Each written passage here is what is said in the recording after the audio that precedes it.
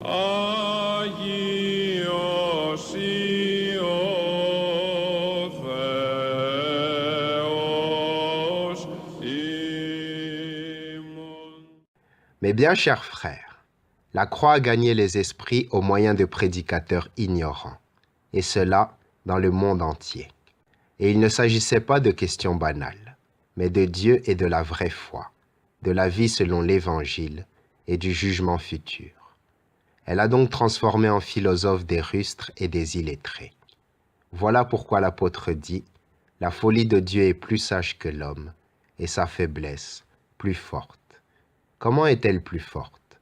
Parce qu'elle s'est répandue dans le monde entier, qu'elle a soumis tous les hommes à son pouvoir et qu'elle a résisté aux innombrables adversaires qui voulaient faire disparaître le nom du crucifié.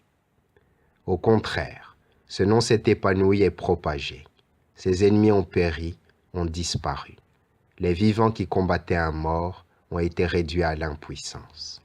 Aussi, quand un Grec dit que je suis fou, il manifeste que lui-même l'est au maximum, puisque moi, qu'il juge fou, je me montre plus sage que les sages.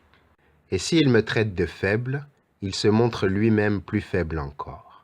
En effet, ce que des publicains et des pécheurs ont pu réussir par la grâce de Dieu, les philosophes, les rhéteurs, les tyrans, bref, la terre entière, dans toute son étendue, n'a même pas été capable de l'imaginer.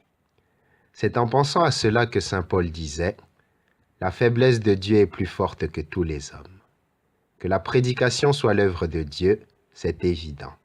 Comment 12 hommes, des ignorants, ont-ils pu avoir l'idée d'une pareille entreprise, eux qui vivaient auprès des lacs, des fleuves et dans le désert?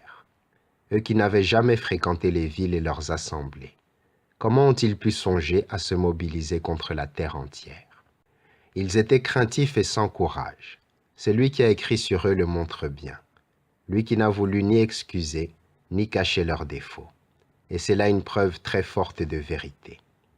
Mais que dit-il donc à leur sujet? Quand le Christ fut arrêté, après avoir fait d'innombrables miracles, la plupart d'entre eux s'enfuirent. Et celui qui était leur chef de file ne resta que pour le renier.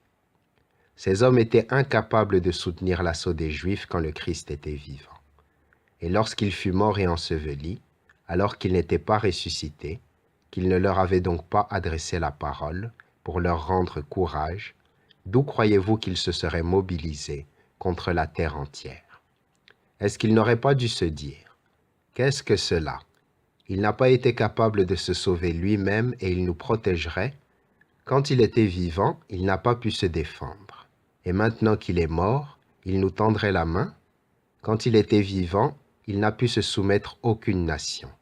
Et nous allons convaincre la terre entière en proclamant son nom. Comment ne serait-il pas déraisonnable, non même pas de le faire, mais seulement d'y penser? La chose est donc évidente. S'il ne l'avait pas vu ressusciter, et s'il n'avait pas eu la preuve de sa toute-puissance, il n'aurait jamais pris un risque pareil. Amen.